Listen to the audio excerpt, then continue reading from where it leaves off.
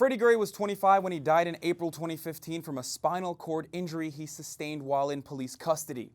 His death sparked outrage among Black Americans who felt that Gray's death reflected the reality about urban police departments across the country, that they don't serve and protect Black communities, but rather operate as occupying forces tasked with controlling, harassing, and threatening African American residents. Surprisingly, prosecutors brought a case against the 6 officers implicated in Freddie Gray's death. Less surprisingly, the result was the same as if no case had been brought, with 0 convictions, with 3 officers acquitted before prosecutors dropped all charges against the 3 remaining officers before trials even took place.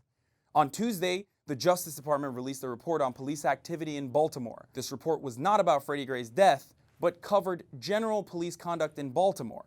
The report, which spans more than 160 pages, details the clear evidence of bias and disproportionate discrimination against Black people that has pervaded in the city for decades.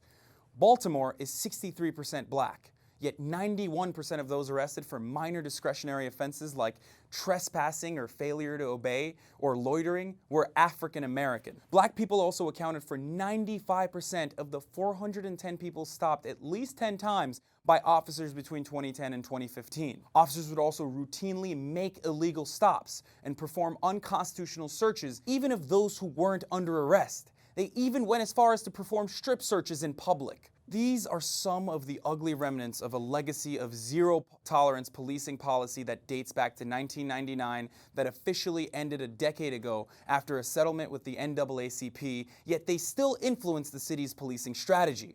For example, most of the unconstitutional stops occurred in predominantly Black neighborhoods, and the department actually encouraged these illegal stops as a crime suppression technique, even though no charges were filed in 26 of every 27 pedestrian stops. These practices, instituted by then Mayor Martin O'Malley, resulted in more than 100,000 arrests a year, filling up jails, but having no real impact on curbing crime. So why did Baltimore PD continue to follow these policies? Well, there are a few reasons. In the report's most damning finding, the BPD routinely taught officers to use unnecessarily aggressive tactics. Officers frequently employed excessive force in situations that did not call for such violent escalations, not only violating Fourth Amendment rights of citizens, but also their right to free speech by routinely arresting individuals who merely said something that offended officers. Ironically, then, the 60 instances of citizen complaints that alleged Baltimore officers' use of the racial slur nigger were misclassified as a lesser offense. Now, the training that encouraged these types of police practices fueled an us versus them mentality in officers that wound up alienating the community they were meant to serve. The report also described a cultural resistance to accountability within the Baltimore PD that let serious cases of misconduct go unpunished. Also, these problems were allowed to fester because the department lacked systems to deter and detect improper conduct and did not collect or analyze data to identify frequent abuses or abusers. Now, this is not the end of the story. The Justice Department has undertaken similar investigations into police departments in Chicago, Cleveland, Albuquerque, and Ferguson, as well as other cities where long-standing practices of police brutality and discriminatory policing have been alleged. High-profile cases like Freddie Gray's have led to more investigations across the nation, fueling the Black Lives Matter movement that emerged in the wake of Trayvon Martin's murder in 2013. Without movements like these shining a light on widespread police abuses, millions of Americans, particularly Black Americans, would continue to live under oppression without any hope for institutional change. That is why Black Lives Matter matters.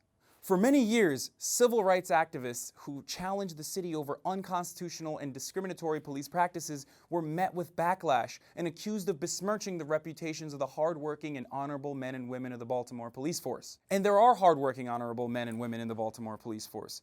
But this isn't just the case of a few bad apples. This is institutionalized racism within a police force that's meant to protect the community. And because of all of these movements, the rhetoric is now changing, and these serious issues that affect communities are coming to light. Even Maryland State's Attorney Marilyn Mosby said she expected this report to confirm what many in our city already know or have experienced firsthand. The Baltimore investigation does confirm what activists have been saying for decades and should put to rest any remaining questions about the level of police misconduct that persists in Black communities across America. The question that remains, however, is what the fallout from this report will be. Changing the culture and practices that contribute to widespread abuses in urban police forces will not be easy. But a good place to start is for the rest of us to listen to the activists who've been campaigning for change for decades and stop trying to deny and undermine their legitimate experiences with dismissive bullshit like telling them that all lives matter. And then the next step is continued direct action, like we've seen in Baltimore, like we've seen in Ferguson, Milwaukee, and elsewhere. Because like it or not, in many instances, institutional change only occurs after people literally take to the streets to show that they're willing to pose a threat to the established order.